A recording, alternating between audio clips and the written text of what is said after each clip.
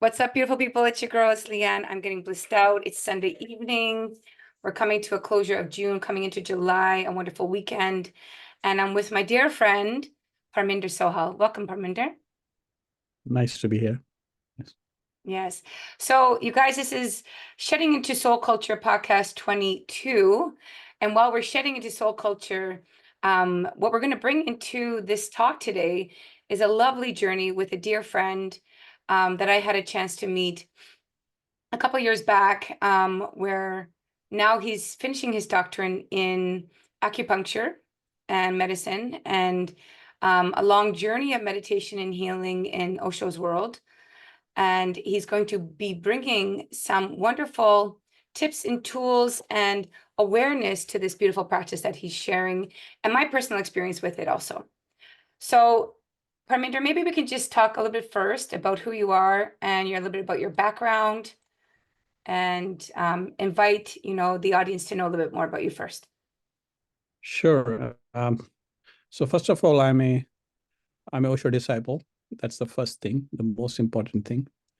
Second is I've been into engineering and IT world. I'm a chief technology officer currently. But to move fully 100% into healing modality, I chose to use TCM, traditional Chinese medicine, as a way to get into even my work related to the healing work.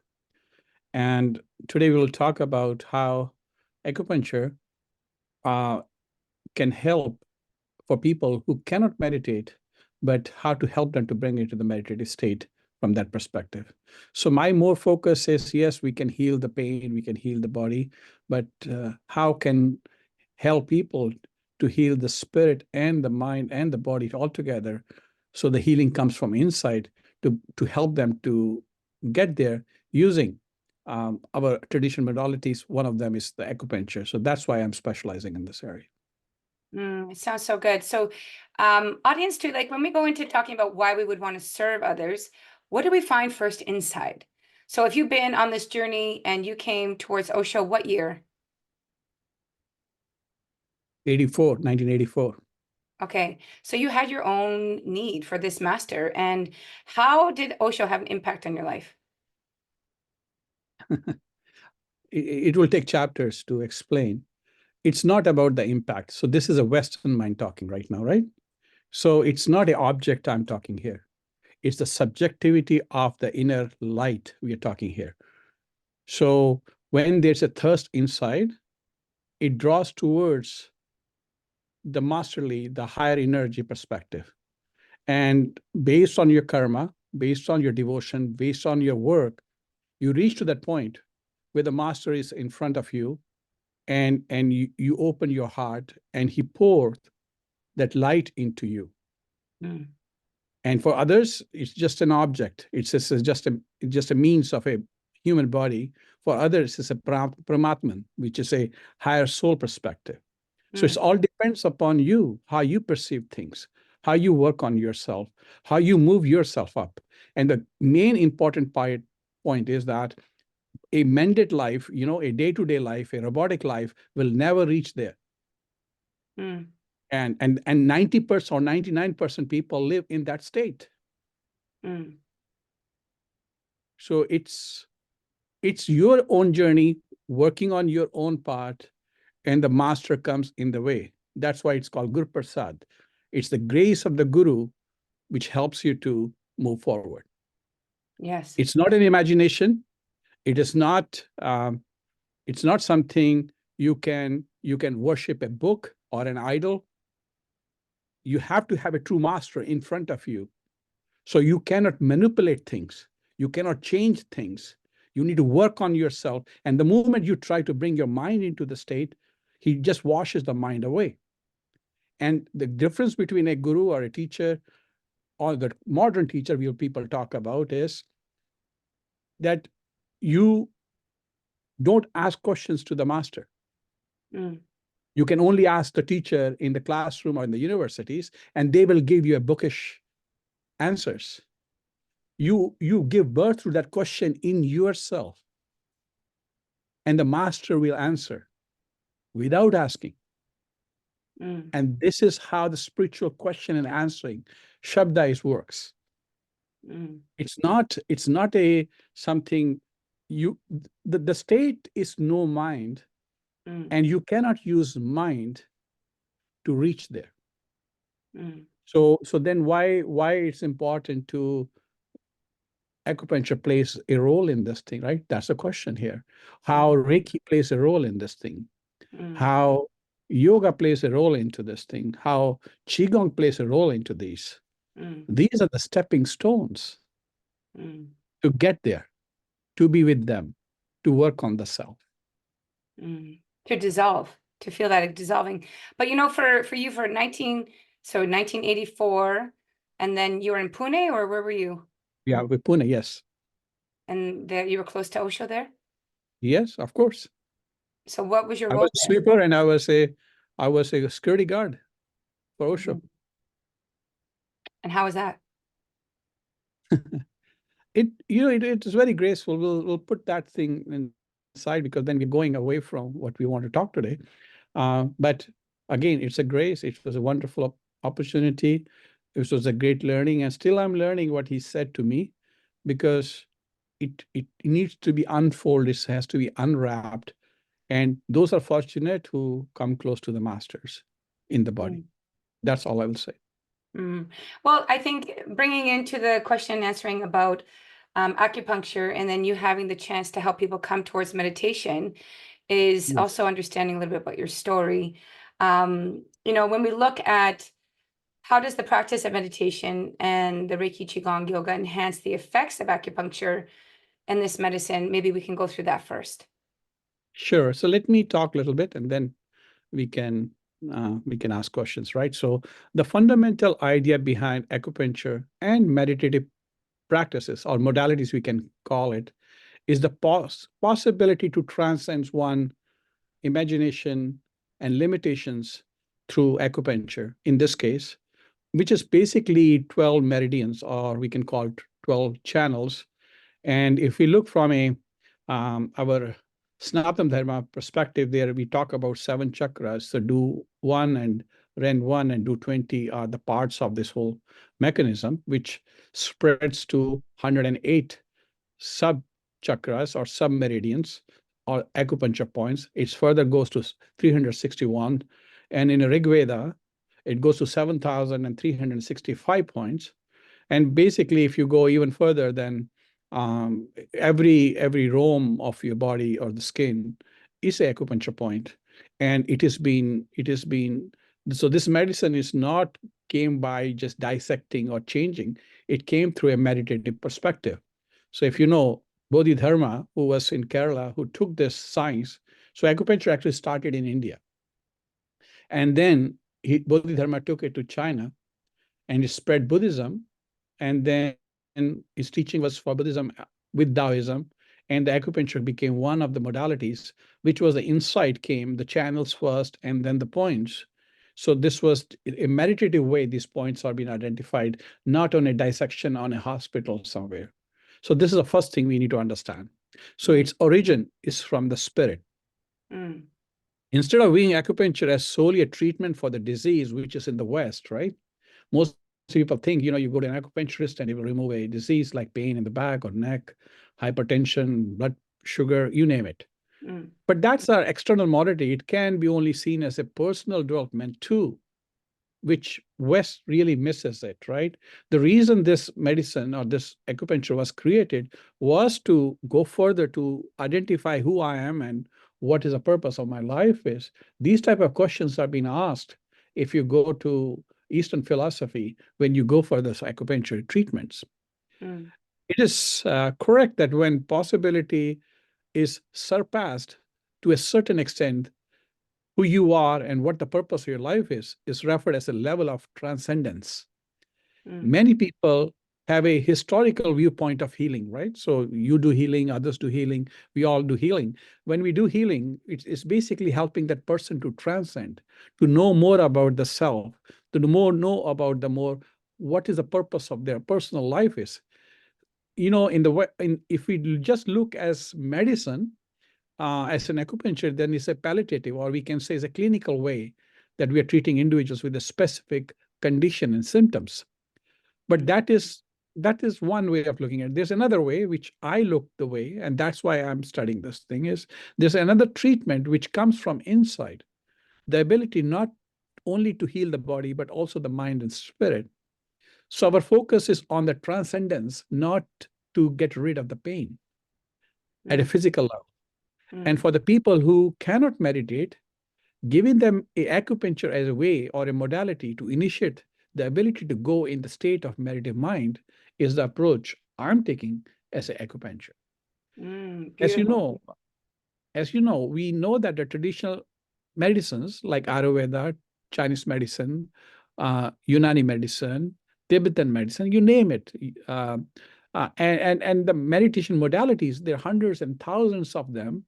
There's a reason why there are so many, because the humanity needs it for Mm, a form of regenerative or restorative medicine, right? You now people are trying to want to live longer, right? If you really they want to live a healthier life, this approach is now emerging in the forefront in the Western medicine too, with medical schools even creating departments dedicated to the regenerative medicine or the study of the aging.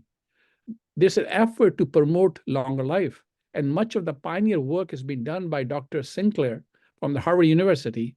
And many people are also start using supplements, hormone therapies, and other anti-aging medicines. But the question here is, why do you want to live a longer life? That question has not been answered. If you dig deeper, you may find that you seek more time to focus on yourself, something you were not able to do in your life because of other priorities in the life. So there's something missing in you. If you really mm, go deep into, that's why you want to live longer. It is not about living longer life, but rather about taking us from our current state and transcend us to the higher state of consciousness. If that term makes you uncomfortable, then we can use a higher level of realization. Maybe, you know what? We have not realized our life. We didn't really know what we lived for, what we are living for. And this is all going through the mandate day way of living life. You go 9 to 5, work, come home, sleep, go again, a robotic life you lived. And you want to know what was the purpose of life. And that's, I feel, that's my understanding, is that humanity wants to live longer to really what they really missed it. So we can say acupuncture is a form of reverse engineering, I'll call it, to the meditation. If you do not practice meditation, or you cannot do the meditation because of your physical constraint, your emotional constraints, or you're carrying some trauma, then acupuncture is a way to bring back to that meditative state. Because through meditative mind, this acupuncture points were created, and we can go back into using reverse engineering to go back into the meditative state. So mm, that's overall perspective, the way I'm looking at acupuncture. so beautiful. And I feel like, yeah, because it's the multi varieties of where everybody is consciously in their evolution of soul and coming Yeah, into that contact with timelessness and just the no mind state and flowing with that conscious spirit, recognizing that we're already enlightened when we don't feel it, and how to get there and how to unveil yes, that beauty of the true soul, right? And so exactly. maybe you can explain how you integrate becoming aware of the body and mindfulness into your acupuncture. Okay. So when somebody goes to a clinic, or somebody goes to see a doctor or physician, in this case, acupuncturist, um, they ask, how can I help you? What problem you have? You have this pain in the back, I will treat it, right? But that's not the way the people who learn acupuncture in spiritual modality. We ask, how are you? And how can I help you? Because the patient is carrying the disease. Disease is not important. The patient is important. And it's Mm, not really a patient, it's your friend, it's your mm, colleague. There's a coincidence that person came to you. mm, So the energy has already matched that that person has come.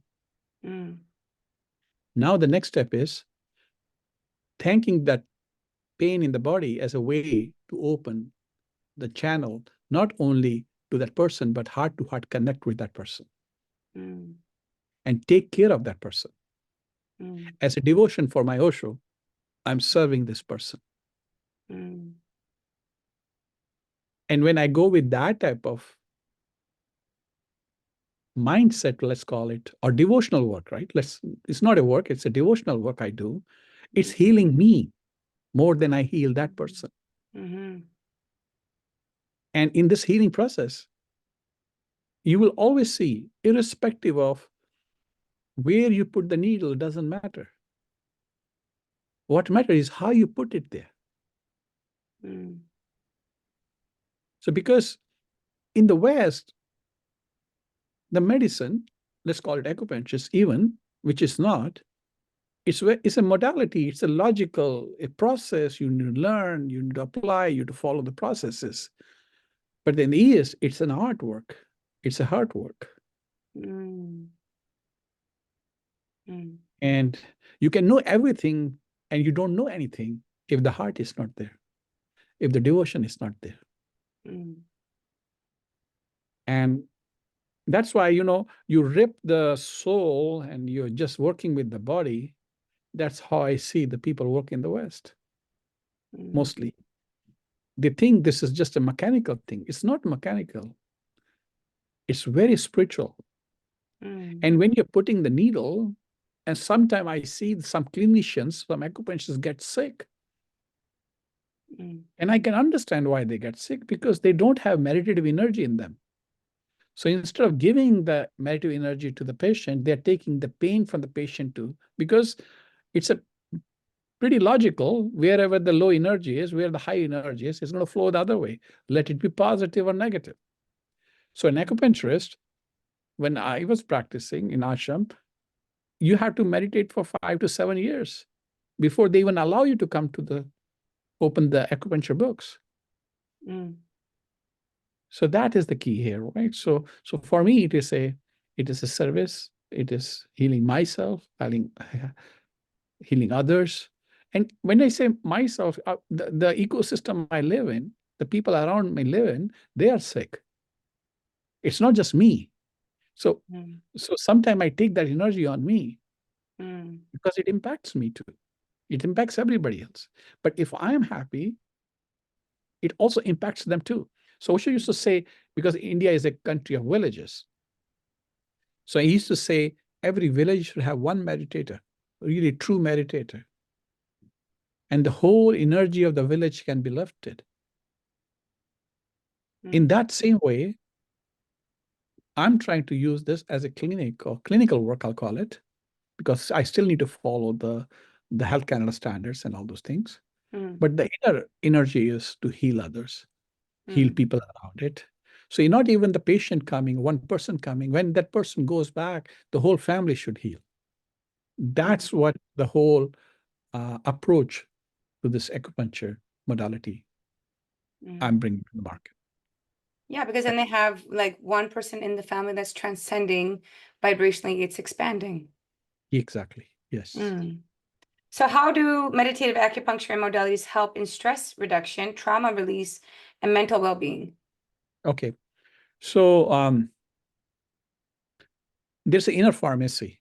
If you're really trying to understand, these external medicines only numb you.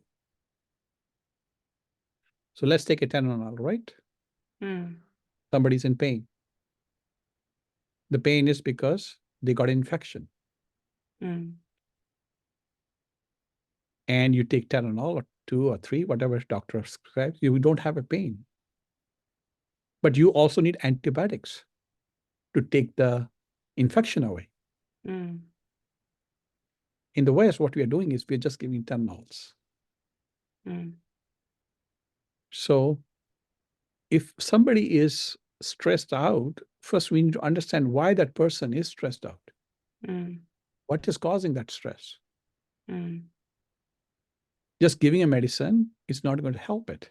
So the first step in that whole approach, so when we talk about stress reduction or anxiety reduction, the person who comes first time is not going to disclose everything to me because that bond has not been built yet. Mm. So what we do is we know exactly which those points are. If we put the needles in and the person take that as a medicine and and trust that this will work, it will work from a internal hormones to relax the cortisol. There are other hormones. I need not to go through all those things. So they start subditing. They start going down. Mm. So they feel relaxed. So they feel like, oh, I don't want to get up. I'm feeling sleepy. I cannot drive. When I go home, I feel tired and I want to lie down because the blood pressure has gone down. The stress has gone down. Mm. But what will happen is tomorrow again, when they get up, if they don't change their lifestyle, the way to look at the life, it's going to come back because it's in the memory. Mm. It's good business for me, but it's not good for the patient. Mm. So that's why I come with a meditative mindset. So we sit with them, we talk to them, we tell them to understand why you are in the body. Mm. What is the purpose of you being in the body? Do you know that? Sometimes they get it, sometimes they don't get it. Sometimes it takes time for them to get it. Mm. Sometimes their trauma is too high. They don't want to talk about those things. So it depends upon the patient, right?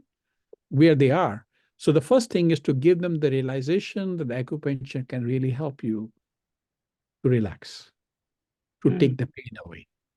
They can feel it, they can know it. Within half an hour, you can remove the pain from the body Mm. because you're given internal medicine.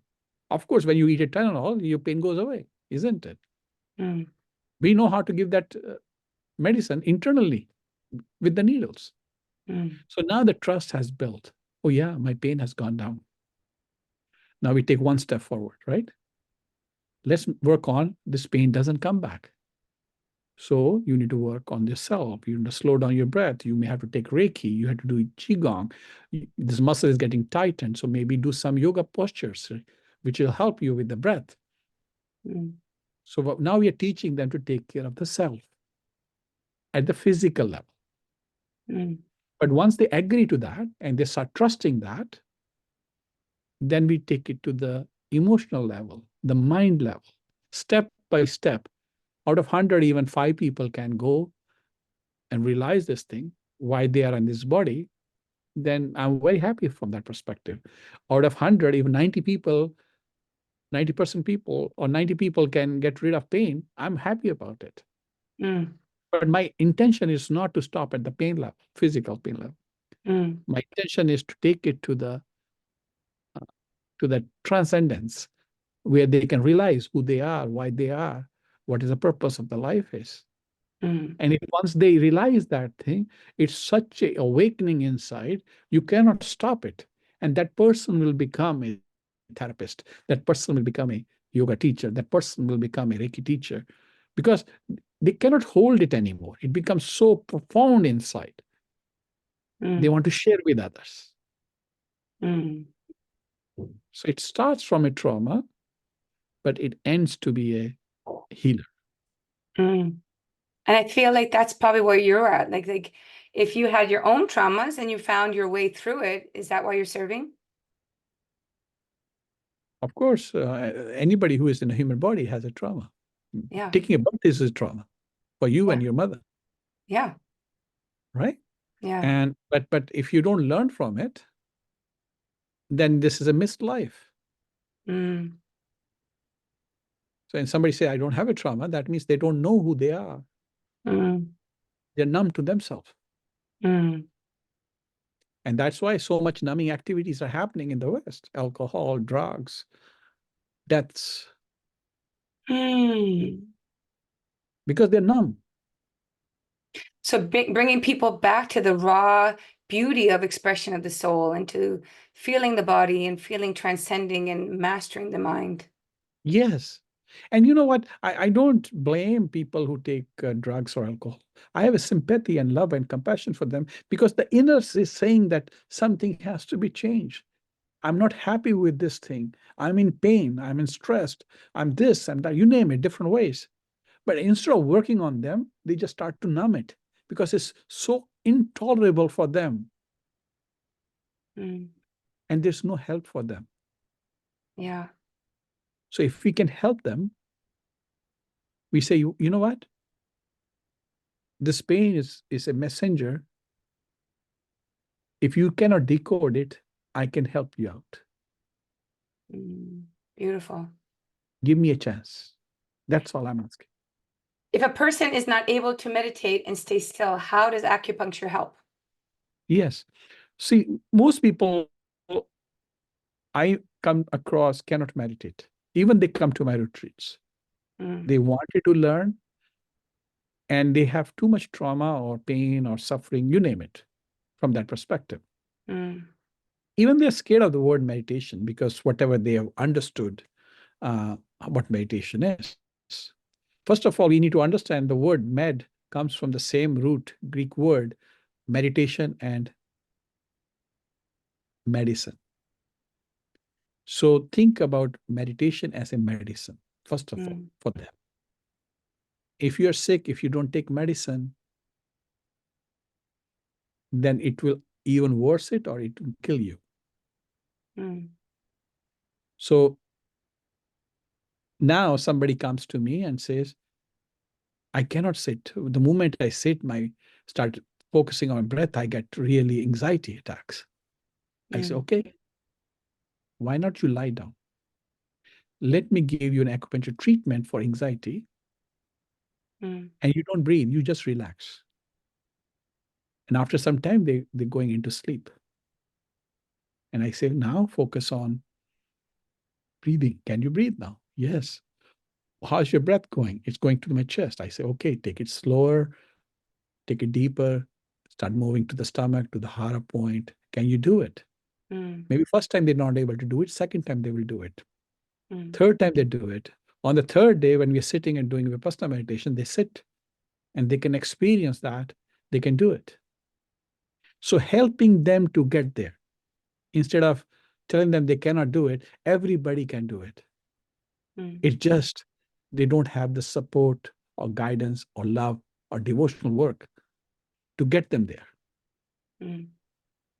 And this when you help somebody, when I help somebody, yeah, they pay for you, but I feel so good inside that I helped somebody. And you cannot measure this in money, these things, Mm. because you change the perspective of their life. So yes, anxiety, we can, so I have a tool in my hand to prove that you can do meditation. So I look at acupuncture as a tool. It is not the means. Means is the meditation. Mm. So good. And I've actually had my personal experience. So while we're wrapping this up in the last little timeline here, audience, what's so beautiful is, first of all, being a friend with Parminder, going on this journey, and then having watched him grow in his profession, and myself on the journey for 30 years, having many different experiences with acupuncture, but having my service with him, the machines that he used, the way that he explained, and then having the work done on my leg. I was so grateful because of what I had already known from doing the inner work of being a single mom and having, some imbalance with my yin and yang and leading, and then like knowing where the pain came from or knowing where the pain is in my body, that the machine and the system that he's using guided him through all of his knowledge in order how to place that energy and place the points into my service. um, it was really rewarding for me as a meditator because I use all the modalities and I teach so many modalities, and I've been with so many acupuncturists, but his approach was from the heart. It was genuinely that experience that I was able to have, is what he's saying. And why I recommend it, well, because hand in hand of the other modalities that I'm doing, is when we find out what this system shows us and the things that we need to work on, other modalities like I teach, like Reiki and the yoga and stuff like that, they all play a role for us to maintain optimum wellness with our soul. And so Wednesdays and Saturdays you're available, right? Yes, for instance, there's Saturdays Yeah, so we from do have timeline, audience. He's local in Surrey. It's Surrey Delta area. And we can book appointments, and we can put a link to that too in the feedback. And, I just want to honor you for going on this journey for yourself to heal yourself and then to heal others and spread the miraculous wonder of your blessings of Guru, your blessings of ascension and enlightenment and liberation in this life, and continuing to serve the planet with your mission. Thank you. Thanks a lot, Mira. You're welcome.